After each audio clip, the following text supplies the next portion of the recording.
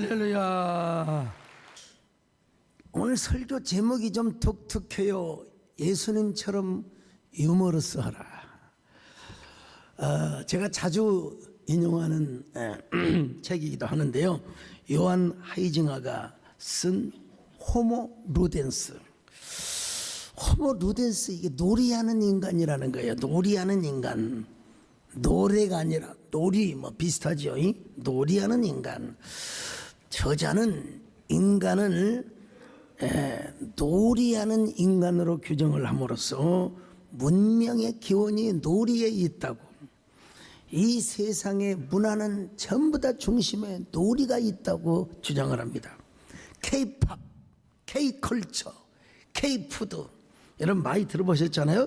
이게 여러분 다른 말로 말하면 K-루댄스란 말입니다. 여러분 K-놀이라는 말이죠. 저자는 말합니다. 인간이 태어난 목적은 죽도록 일을 하기 위해서 태어난 것이 아니라 놀이를 하기 위해서 태어난 것이라고, 물론 그분의 주장이긴 합니다만은 호모사피엔스라는 말도 있어요. 생각하는 인간, 사고하는 인간.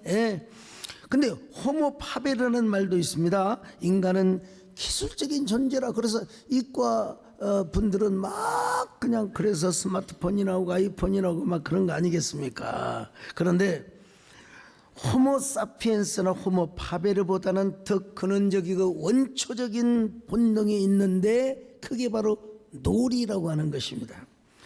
왜냐하면 호모 루덴스의 삶을 살아갈 때 거기에 자유가 있고 거기에 진정한 창조성이 있다는 것입니다.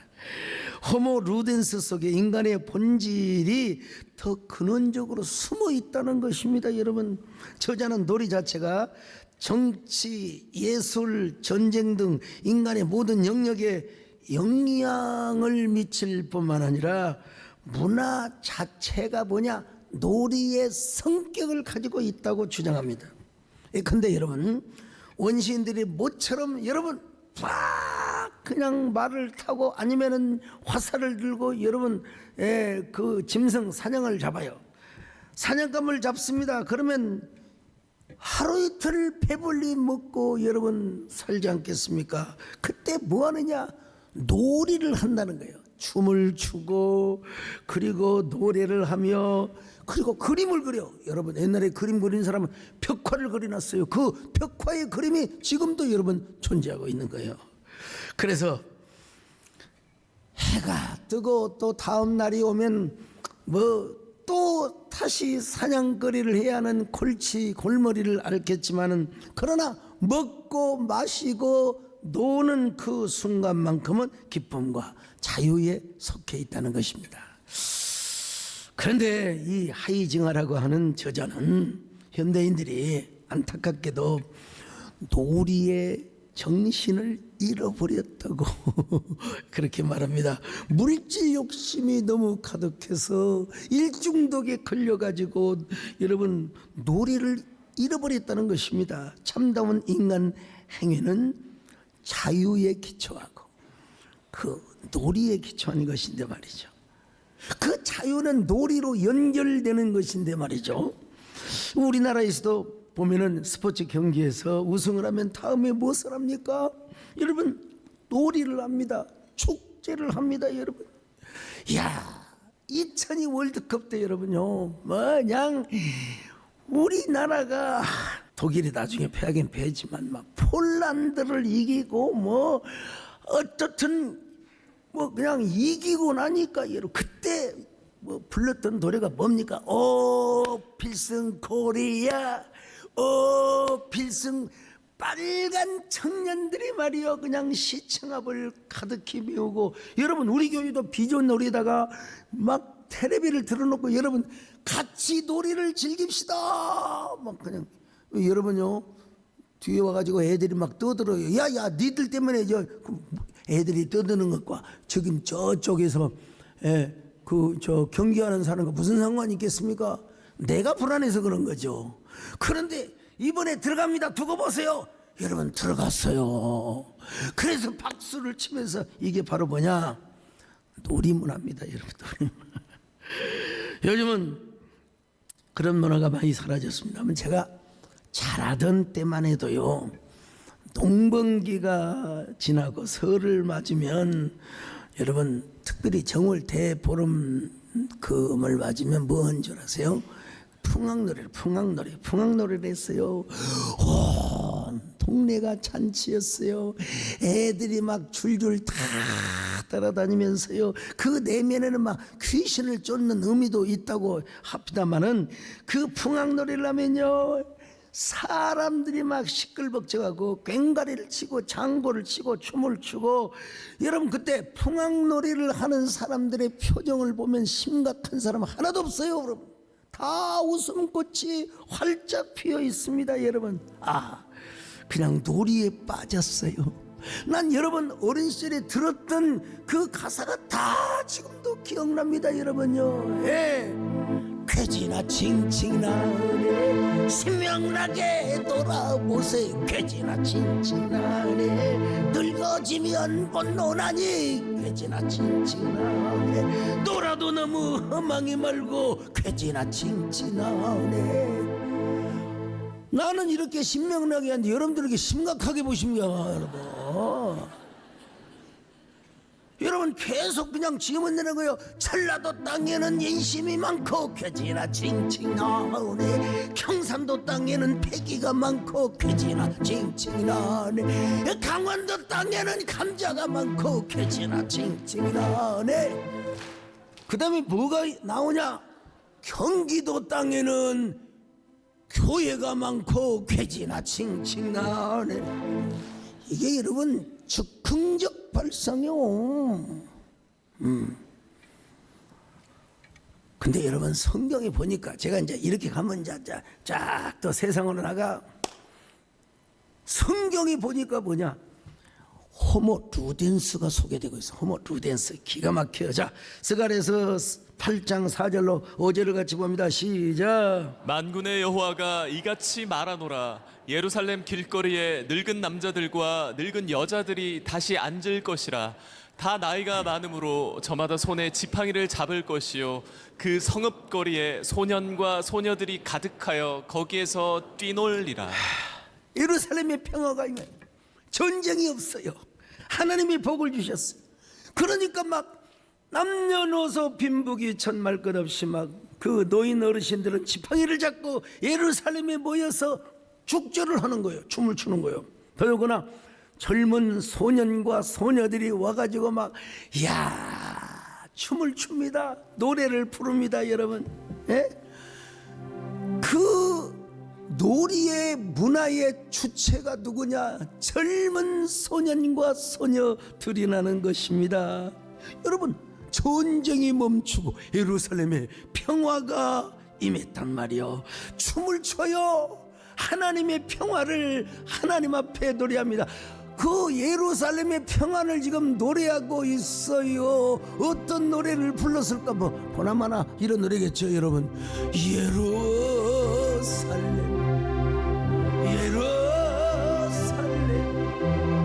그 거룩한 산 어서 노래하자 호산나 부르자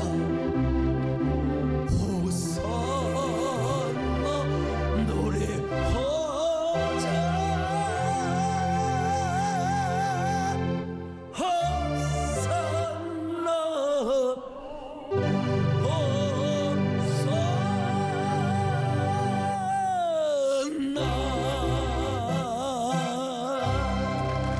노래하자 노래도 여러분 신명나게 홍산나 노래하자 이렇게 부를 수도 있어요. 저는 그렇게는 안 돼요. 여러분 우리 예수님의 공생의 첫 번째 사역이 뭔 줄 아세요? 가나 혼인잔치에 참석하셨어요. 여러분 물을 포도주로 변화시키는 사역이요. 여러분 이 놀라운 퍼포먼스요, 의미와 가치가 있는, 우리 예수님이 잔치집에 가셔서 심각한 탁하게 인상을 쓰고 호모사피엔스로 여러분 계셨겠습니까? 아니죠. 생도 잔치에 가신, 더더구나 그 잔치집은 학자들이 대부분 그 마리아와 친척, 마리아의 형제지간일 가능성이 많다고 주장을 합니다. 어쨌든 그럼 가서 여러분, 아이고 이모님 따님 결혼을 정말 축하드려요. 아이고 삼촌 아저씨 진짜 아들 장가가는 거 축하드려요. 그랬겠지. 우리가 여러분 장례식장에 가서는 우리가 좀 뭐라 그럴까요? 근엄한 얼굴로 위로를 드려야죠. 아유 참 어머님의 소천을 애도합니다. 아유 그래도 천국에 가셨으니 어쩝니까? 하나님의 부르심 속에서 천국에서 영생하기를 소망하고 기대하고 그런 얘기를 해야지. 근데 여러분 결혼식장에서 인상 팍팍 쓰면서 아이고 대개 아드님 장가가는 것을 심히 애도합니다.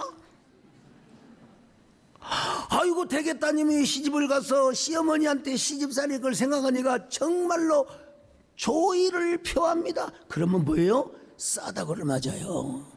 이런 무식한 인간 같으니라고. 당신 조의금도 안 받아. 우리가 환한 얼굴로 결혼식에 가서 웃으면서 정말 축하드려요. 이야 진짜 신랑 잘생겼네. 신부 멋져 보러. 여러분 그래야 혼주도 여러분 기분이 좋을 것이 아니겠습니까? 여러분 우리 예수님께서도 잔치집에 가셔서 굉장히 흐뭇한 모습을 보였을 거요. 그런데 이 딸벼락입니까? 세상에 그만 포도주가 떨어졌어요. 여러분 세상에 손님이 너무 많이 와가지고 있는 대로 포도주를 다 꺼냈는데 포도주가 모자랐어요. 그래 마리아가 예수님께 부탁을 하지 않습니까? 예수님은 여러 번 패스오버 하고요, 종들에게 돌 항아리에다가 그냥 아구통이 넘칠 때까지 물을 채워라. 그러더니 우리 예수님께서 어떻게 축사하셨는지 몰라도 하여간 예수님이 말씀하셨어요. 예수님이 말씀하시니 여러분 물이 변하여 포도주가 되었네요. 여러분 그렇죠? 알죠? 주님이 말씀하시니 물이 변하여 포도주 되네. 예수님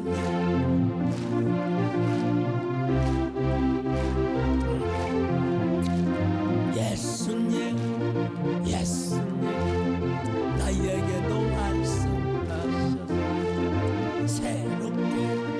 새롭게 변화시켜주는 우리 예수님께서 여러분의 삶을 물이 변하여 포도주가 되게 한 것처럼 변화시켜 주시기를 바랍니다. 여러분 성경에 나온 걸 그대로 이용해. 자, 요한복음 2장 6절로 8절 같이 봅니다. 시작. 거기에 유대인의 정결 예식을 따라 두세 통 드는 돌 항아리 6이 놓였는지라. 예수께서 그들에게 이르시되 항아리에 물을 채우라 하신즉 아귀까지 채우니 이제는 떠서 연회장에게 갖다 주라 하심에 갖다 주었더니. 여러분 이 돌 항아리가 물 두세 통이나 들었다고 했어요. 옛날에 여러분 그러니까 얼마나 많은 물을 갖다가 부어 넣겠어요. 근데 세상에 우리 예수님께서 포도주로 만드셨어요. 근데 그 포도주 맛이 일품이야. 얼마나 격조가 있는지. 자, 요한복음 2장 10절 같이 봅니다. 시작. 말하되 사람마다 먼저 좋은 포도주를 내고 취한 후에 낮은 것을 내거늘 그대는 지금까지 좋은 포도주를 두었도다 하니라. 아니 물이 변하여, 물은 여러분 화학적인 용어로 H2O입니다. 포도주는 액체는 액체지만 분명히 C2H5OH라고 하는 거예요. 왜 외우냐라고 힘들었어요? 근데 이 포도주가 보통 포도주가 아니란 말이요. 프랑스의 5대 와인보다 더 격이 있는 포도주지. 우리 예수님이 싸구려 포도주를 만들었겠습니까? 자, 프랑스 5대 와인, 첫째로 사또 무통, 예, 사또 마고, 그 다음에 사또 라피드, 또 사또 어브리옹. 제가 5가지 다 했나요?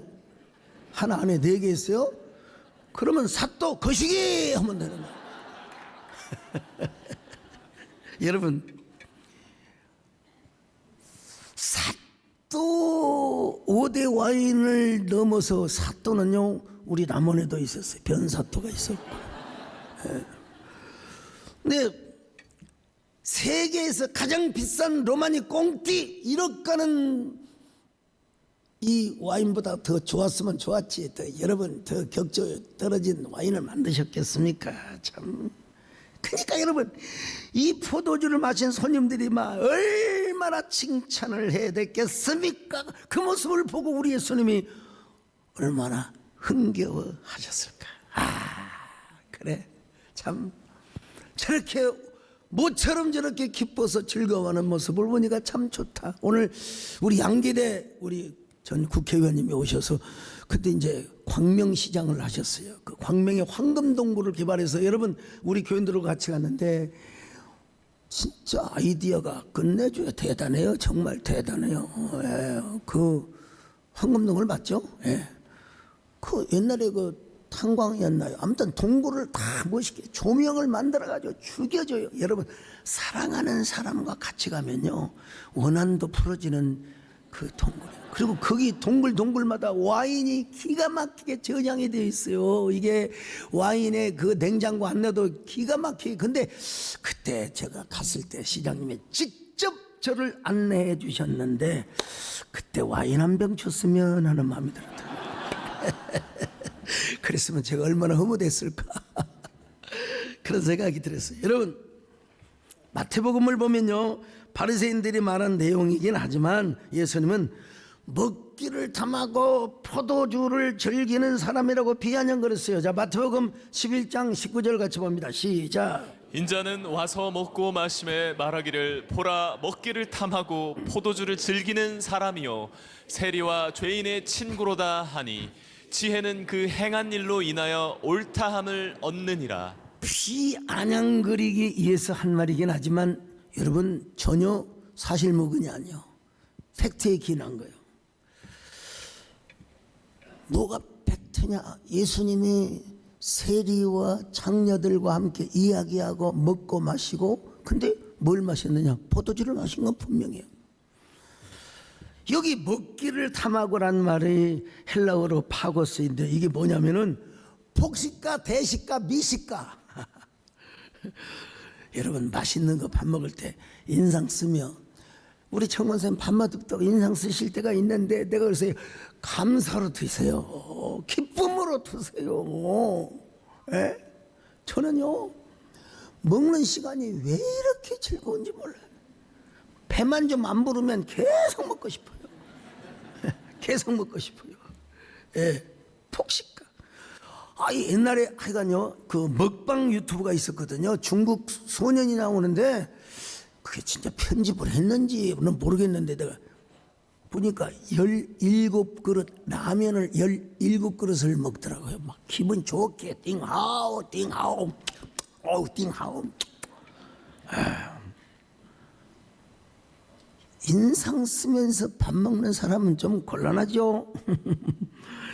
여러분, 예수님께서도 식사를 하시고 와인을 마시고 그들과 이야기를 나누셨을 때 인상을 쓰셨겠습니까? 여기 포도주를 즐기는 사람이라는 표현을 헬라어로 오이노포테스, 술에 찌든 사람, 술고래, 포도주에 빠진 사람, 이런 뜻입니다. 여러분, 여러분 절대로 술고래가 되라는 의미에서 여러분에게 말씀드리는 것도 아니고, 또 폭식가가 되라는 의미에서 이런 말씀을 드리는 게 아니라, 예수님께서도 물을 포도주로 바꾸셨고 또 잔치에 가서는 포도주를 즐기셨다는 여러분 말씀을 지금 제가 드리는 겁니다. 그러면 자, 포도주를 마시면서 우리 김재일 장로님 심각하게 마신 사람이 있을까요? 없죠. 여러분, 누구든지 이게 알코올이 들어가면 무장해제가 되는 겁니다. 이스라엘 백성들은 잔치에서 흥을 돋기 위해서 여러분 와인을 대접. 우리나라에는 이제 옛날로 말하면 막걸리죠. 막걸리를 대접했어요. 게다가 예수님은 세리와 죄인의 친구셨어요. 그들의 슬픈 이야기, 가슴에 담아둔 아픔의 상처, 그런 얘기를 들을 때는 우리 예수님이 공감을 하셨겠죠. 그리고 자기도 모르게 눈물이 나오면서 그랬어, 그랬네, 그런 삶을 살았네. 그러다가 여러분, 그들이 예수님을 만나서 자유함을 얻고 죄 용서함을 받고 구원을 받아서 기뻐할 때는 여러분, 우리 예수님께서 무엇이었을까요? 활짝 웃으셨을까요? 활짝. 네? 인자하게 웃으셨느냐 아니면 화통하게 웃으셨느냐, 이 차이일 뿐이지 여러분, 환하게 웃으셨을 겁니다. 여러분, 언제 죄인들이 찾아와서 용서를 받고 자유함을 얻고 행복한 삶을 사는 그 모습을 바라봤을 때 우리 예수님은 그래, 하나님의 복음이 그런 거야 여러분, 이렇게 안 웃으셨을까요? 예수님은 유머를 하실 때 여러분 너무 침착하게 유머를 하지 않으셨을 거요. 자신부터 빵 터지는 유머를 하셨을 것 같아요. 이걸 모르는 서양의 화가들은 예수님의 초상화를 너무 심각하게 그려놨어요. 너무 심각하게. 근엄한 모습, 너무 고뇌에 찬 모습. 예수님은 꼭 그러셨을까요? 요즘 최근에는 좀 달라지기 시작했습니다. 예수님이 웃으시는 모습이 나옵니다. 구글에 검색해 보면 예수님이 환하게, 여러분 저 모습이 그냥 웃으셨어요? 이보다 좀 더 웃는 모습이 또 있긴 있는데, 여러분요, 여러분 저 얼마나 예수님이 환하게 웃는 모습이십니까? 자, 그러면 우리 예수님은 어떤 유머를 하셨는가? 절대로 블랙 코미디나 블랙 와이담 이런 거 안 하셨어요. 품격 있는 유머. 그리고 그 유머를 가지고 복음을 전하셨어요. 하나님 나라를 소개하였습니다. 예수님은 바리새인들처럼 사람을 비꼬고 공격하는 그런 분이 아니셨어요. 유머를 왜 사용하셨느냐 이거예요. 여러분, 고품격 유머를 사용함으로써 복음을 쉽고 효과적으로 전달하기 위해서였습니다. 유머를 통해서 사람들의 긴장된 마음을 무장해제하고 감동의 여운을 길이길이 아주 아름답게 머릿속에 각인시키기 위하여 예수님이 유머를 하셨습니다. 예수님의 유머 한 장면 볼까요? 자, 마가복음 4장 21절로 22절 같이 봅니다. 시작. 또 그들에게 이르시되 사람이 등불을 가져오는 것은 말 아래나 평상 아래에 두려 함이냐, 등경 위에 두려 함이 아니냐. 드러내려 하지 않고는 숨긴 것이 없고 나타내려 하지 않고는 감추인 것이 없느니라. 이게 무슨 유머냐고요? 2000년 전을 생각해 보세요. 자, 그때는 전기가 있겠어요? 감람나무 기름으로 이제 불을 켰겠죠. 그 불을 켜면 등잔 위에 올려두지. 누가 말 아래 둡니까? 말이라고 하는 것은 여러분 4대 5대 들어가는 게 말이잖아요. 그 말 아래다 말을 뒤집어 가지고 여러분 그 통 속에다가 불을 넣은 사람이 어디가 있겠어요? 이건 완전 쪼크입니다. 여러분, 우리말로 말하면 등불을 켜가지고 어떻게 침대 밑에다가 둬요? 침대 속에다 둬요? 그러니까 이거는 예수님께서 당대의 최고의 유머를 구사하셨다는 것이죠. 요즘 사람들이 볼 때는 아이고 썰렁 개그라고 할지 모르지만 천만의 말씀입니다. 오늘 본문 보세요. 자, 어찌하여 너희는 형제의 눈 속에 있는 티는 보고 내 눈 속에 있는 들보를 보지 못하느냐. 자, 마태복음 7장 3절 5절입니다. 시작. 어찌하여 형제의 눈 속에 있는 티는 보고 내 눈 속에 있는 들보는 깨닫지 못하느냐. 보라, 내 눈 속에 들보가 있는데 어찌하여 형제에게 말하기를 나로 내 눈 속에 있는 티를 빼게 하라 하겠느냐. 외식하는 자여, 먼저 내 눈 속에서 들보를 빼어라. 그 후에야 밝히 보고 형제의 눈 속에서 티를 빼리라. 이 과장법 유머인데요. 참, 왜 네 형제의 눈에 티끌은 여러분 들어갈 수 있어요. 예? 옛날에는 뭐 그렇게 그냥 막 부잡해 가지고 말이야, 그냥 산에 가서 막 눈을 막 그냥 어디 나뭇가지에 찔리고 막, 옛날에는 저 위생 시설이 안 좋아서 막 마당을 막 그냥 막 빗자루로 막 그냥 쓸면서 막 눈에 들어가면, 그때는요, 예? 가만히 눈물 흘리면 나오는데, 그래도 안 나오면 눈을 우리 어머니가 딱 까가지고 세상에 혓바닥을 한번 튀어 나왔어요. 티는 들어갈 수 있어, 티는. 근데 어떻게 눈에 들보가 들어가요? 들보는 물리학적으로 절대로 들어갈 수가 없습니다. 그러나 이건 과장법, 상징적, 은유적인, 네 안에 있는 들보를 보지 못하느냐. 이게 무슨 말인 줄 아십니까? 바리새인들을 책망하는 거예요, 지금. 바리새인들이 얼마나 위선하고 이 외식을 떱니까? 이걸 우리말로 말하면 유명한 드라마의 대사요. 너나 잘하세요. 옛날 속담에 의하면은 똥 묻은 개가 개 묻은 개를 말이야 욕하고 있네, 이런 말입니다, 여러분요. 우리 예수님은 또 한 번에 여러 번 유머를 하셨지만 또 하나의 그 유머를 하셨는데, 낙타가 바늘귀로 들어가는 것이 부자가 하나님 나라에 들어가는 것보다 쉽대요. 야, 참. 마태복음 19장 24절 봅니다. 시작. 다시 너희에게 말하노니 낙타가 바늘귀로 들어가는 것이 부자가 하나님의 나라에 들어가는 것보다 쉬우니라 하시니. 그럼 어떻게 낙타가 바늘구멍으로 들어갈 수 있습니까? 이건 불가능합니다. impossible. 불가능해요. 그런데 예수님은 부자가 천국에 들어가는 것은 낙타가 바늘구멍에 들어가는 것보다 더 힘들다. 이야, 이 만몬의 권위를 이만큼 세워놨어요. 여러분들은 대한민국의 10대 재벌 안에 들어가지 못하더라도 꼭 그 사람들만 의미한 게 아니요, 돈 맛을 보는 사람. 여러분, 돈을 만몬의 차원에다가 올려둔 사람, 이런 사람은 여러분 절대로 천국 들어가기가 힘들다, 이 말입니다. 예수님은 비현실적인 상황을 현실에 대비하면서 과장법 유머를 하셨어요. 그랬을 때 사람들이 호탕하게 웃었을 것이고 청정도 빵 터졌을 것이고, 평범한 이야기를 가지고 듣는 사람에게 놀라운 진리를 깨닫기 위해서 여러분 이런 고급스러운 유머를 하셨습니다.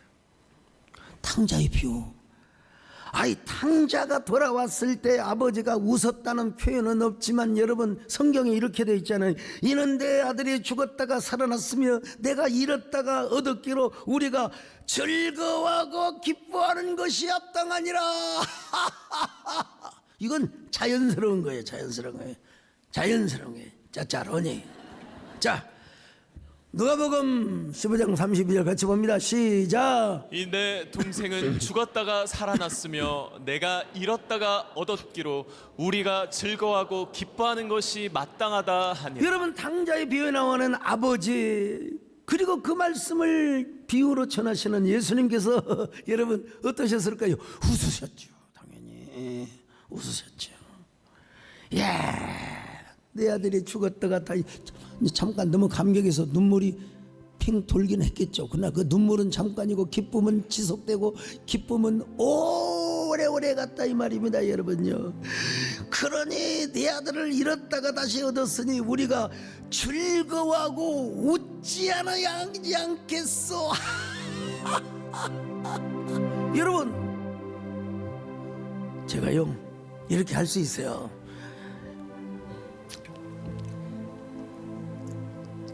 내 아들은 이랬다가 다시 일어났으니 우리가 즐거워하고 기뻐해야 하지 않겠어?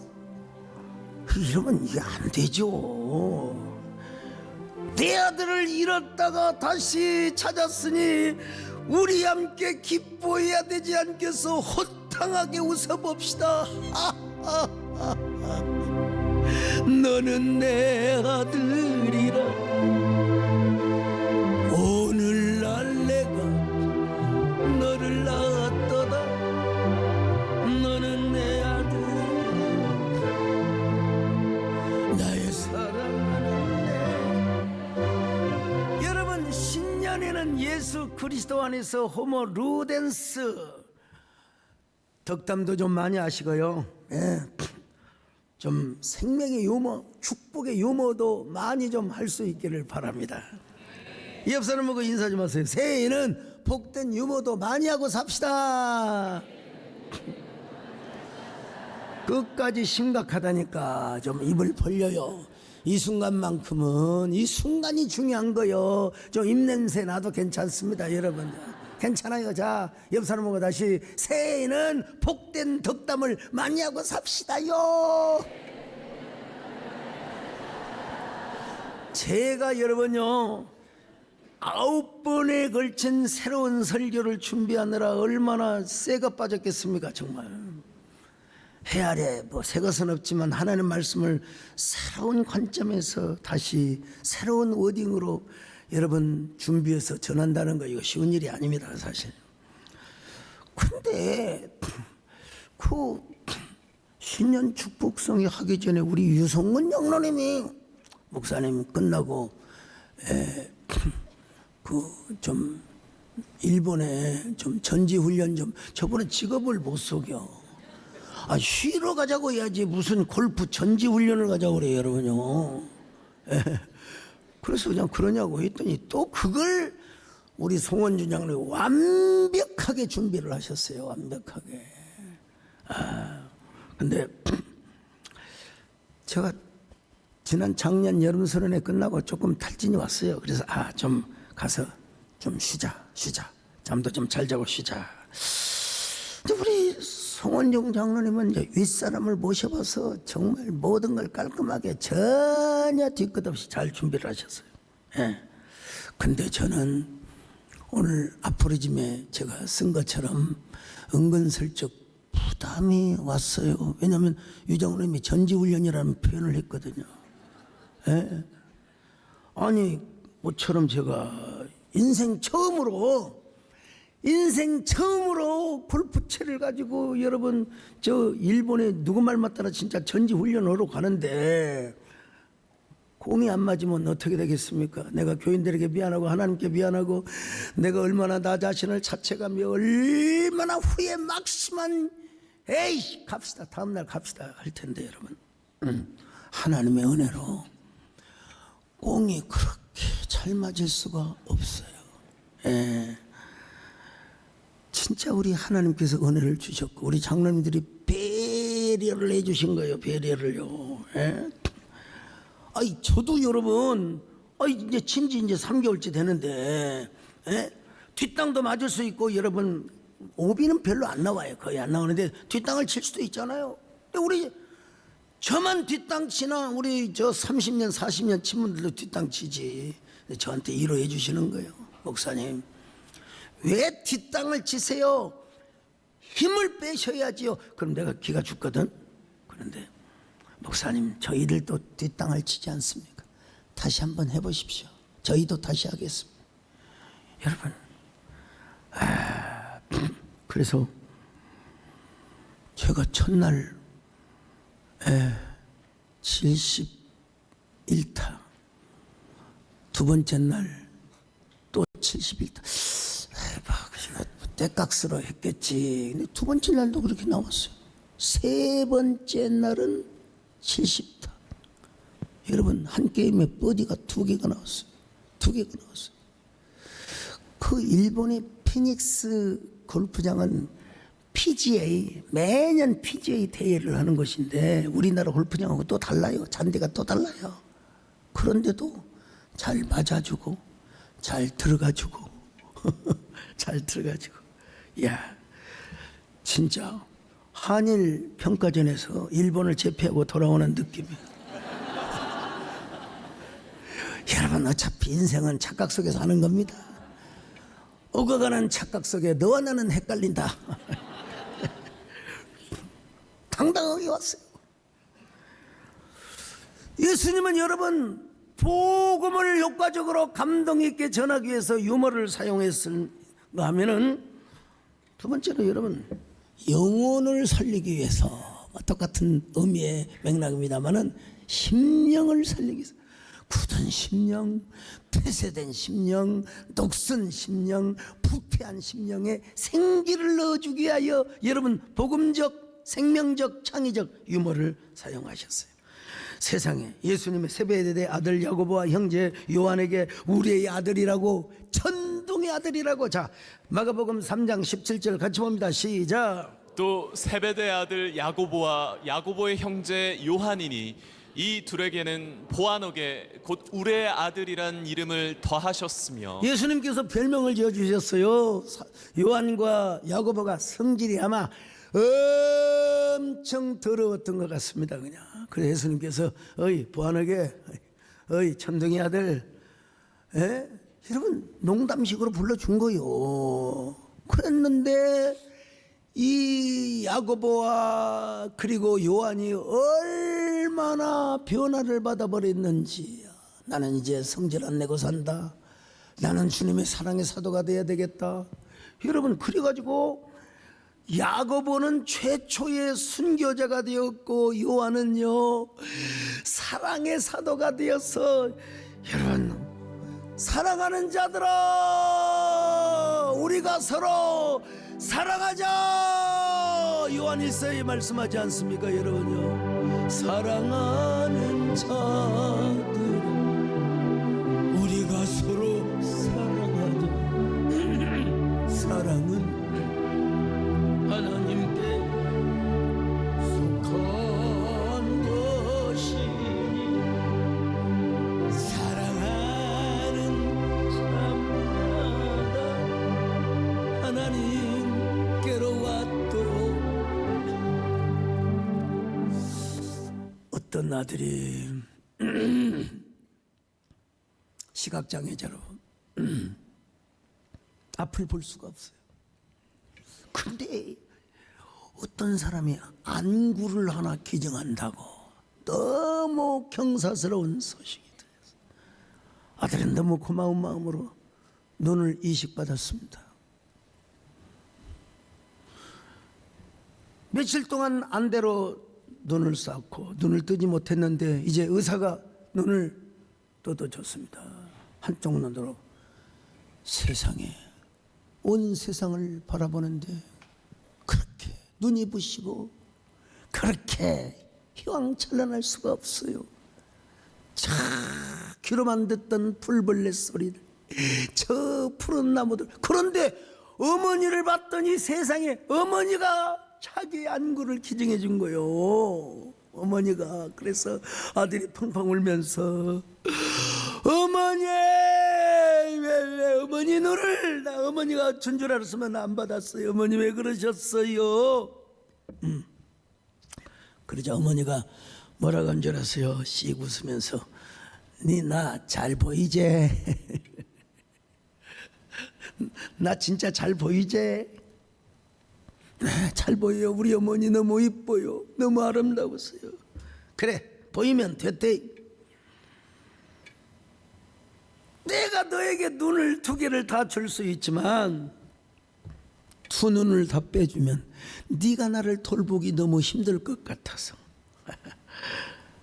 내가 너에게 한 눈만 주었답니다. 너도 한 눈, 나도 한 눈. 한 눈으로 온 세상을 바라보고 즐기자.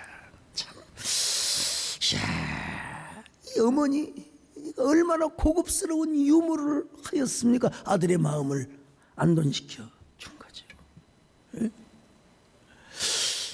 어떤 사람이 생선 가게에 가가지고 말이야, 그 조기 한 마리를 들고 냄새를 맡아보고 막 귀에다 대고 막 그냥. 그러니까 여러분, 이 생선 가게 주인이 얼마나 기분 나쁘겠어요. 왜 여보시오, 멀쩡한 생선을 왜 코로 막고 귀에다 대고 그러냐고 했더니, 여러분, 이 손님이 뭐라고 한 줄 아세요? 제가요 고기 냄새를 맡은 것이 아니라 귓속말로 바다 소식 좀 전해달라고. 바다 소식 좀 전해달라고. 주인이 호기심이 생겨가지고, 그럼 뭐라고 합니까? 그랬더니, 아이고, 조기가 바다를 떠나온 지 하도 오래돼서 최근 소식을 알 수 없다고 하네요. 야, 그 생선가게 주인도 그냥 웃어버리고. 왜냐면 굴비라고 하는 거는요, 일본에서 잡든 중국에서 잡든 일단 영광이라고 하는 그 햇볕에 말려야 영광굴비가 되는 겁니다. 어떻게 영광에서만 다 잡겠습니까? 내가 영광에서 가서 직접 들은 얘기입니다, 여러분. 근데 그 일조량과 그 햇볕에 의해서 저 중국 해안에서 잡아온, 그 경계선 잡아온 그 조기도요, 영광에서 말리면 쫙 삐뚤어져 갖고 조기가 씩 웃고 맛이 좋다는 거예요. 아니, 어느 회장님께서 귀한 손님을 접대하려고 고깃집에 갔어요. 돈 걱정 말고 이 집에서 가장 좋은 고기를 내놓으시오. 고기가 나왔는데 세상에, 와, 막 기름이 너무나 많아요. 그래서 당장 그 고깃집의 대표를 불러서, 왜 이렇게 이 고기에 기름이 많습니까? 여러분, 주인이 뭐라고 대답한 줄 아세요? 아이고, 회장님 죄송합니다. 이게 하필이면 오늘 소가 운동을 좀 안 하다 와가지고 운동을 안 하다 와가지고 그런 것 같습니다. 최고 좋은 고기인데요. 여러분이 초대받은 손님이 뭐라고 한술 덧든 줄 알고, 회장님 괜찮습니다. 우리가 이 고기 먹고 운동 많이 하면 되지요, 뭐. 아무것도 아닌 것 가지고 충분히 투덜거릴 수 있는 상황에서 흥미진진한 흐뭇한 유머를 주고받으니까 기분이 좋아졌다는 거예요. 우리 예수님께서 바로 그런 거예요. 생명을 살려, 영혼을 살려, 죽은 심령을 살려. 여러분, 실망한 심령을 살려, 부패한 심령을 살려요. 바리새인들은 그런 유머가 없었어요. 근엄하게 짝이 없었어요. 마귀에게도 여러분 유머가 없습니다. 왜? 항상 우리를 심각하게 하고 불안하게 하고 초조하게 하는 거예요, 여러분. 선은 없고 악만 가득 찬 게 마귀야. 근데 우리 예수님은 여유스럽게 생명의 유머를 하셨어요. 특별히 누가복음 14장에서 잔치 비유를 하시는데요, 아니 왕이 초청을 했어. 그런데 어떤 인간은 세상에 새 땅을 샀다고, 아니 새 땅을 샀다고 그 땅 본다고 여러분 오늘날 대통령이 자기를 초청했는데 안 갑니까? 그 여러분 쪼다죠, 쪼다. 어떤 사람은 소를 또 샀다고, 소 요즘으로 하면 뭡니까? BMW 벤츠 몇 대를 샀다고 그냥 그 핑계 대고 안 가는 거예요. 여러분, 쪼다. 이 쪼다들이 누구냐? 바로 예수는 비유를 통해서 저 바리새인이고 서기관이다. 그러면서 그 생명을 통해서, 아니 그 유머를 통해서 하나님의 생명, 하나님의 나라의 진가를 보여주었다는 것입니다, 여러분요. 성경은요, 이 유머를 한 단계 높은 차원으로 말씀해요. 역설적, 반어적인 유머. 자, 야고보서 1장 2절 같이 봅니다. 시작. 네, 형제들아, 너희가 여러 가지 시험을 당하거든 온전히 기쁘게 여기라. 시험을 당하면 기쁘게 여기래.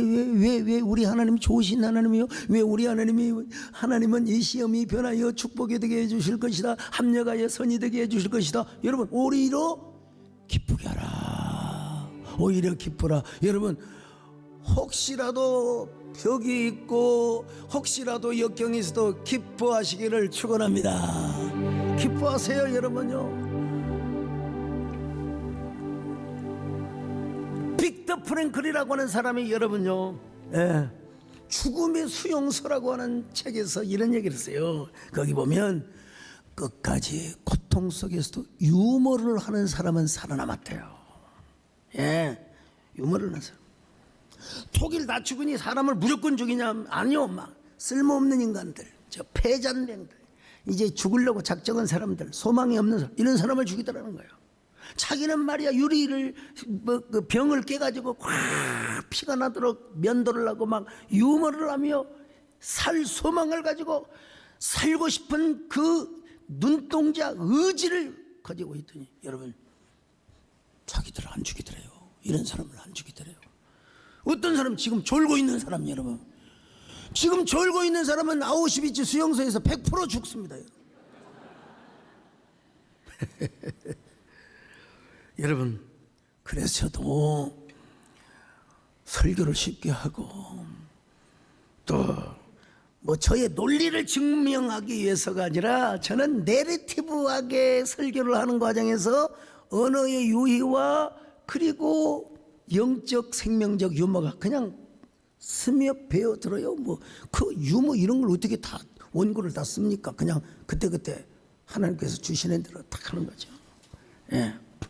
그 스펄전 목사님이 이런 얘기를 했다는 거 아니에요? 격조 있는 유머는 웃기는 것 이상의 질 높은 메시지와 무한한 상상력을 자극해 준다고 말이죠. 우리 성부 하나님께서도요, 웃기시는 하나님이십니다. 여러분, 웃기시는 하나님이셨어요. 자, 창세기 21장 6절 시작. 사라가 이르되 하나님이 나를 웃게 하시니 듣는 자가 다 나와 함께 웃으리로다. 세상에 90이 넘는 90이 되는 할머니에게 아기를 가진다고 사라가 웃어버렸어. 그래서 여러분 아브라함의 모든 공동체가 다 웃었어요. 그리고 1년 후에 이 아들을 낳느니 그 이름을 웃음이라고 지었어요. 아이삭, 웃음이라는 뜻입니다. 여러분, 하나님께서 저는 올 한 해에 여러분에게 웃음의 축복을 주시기를 바랍니다. 많이 웃으시기를 바랍니다. 여러분, 그럴 때 우리는 덕담도 하게 되는 거예요. 하나님께 간증하고 축복의 유머를 많이 하게 되는 거예요. 여러분, 웃음의 축복 속에서 웃음꽃을 피우시기를 축원합니다. 삶의 웃음꽃이 피어나시기를 축원합니다. 항상 기뻐하라, 쉬지 말고 기도하라, 범사에 감사하라. 이는 예수 안에서 너에게 양하신 하나님의 뜻이니. 하나님 감사합니다. 올 한 해는 하나님이 우리에게 웃음의 축복을 주시옵소서.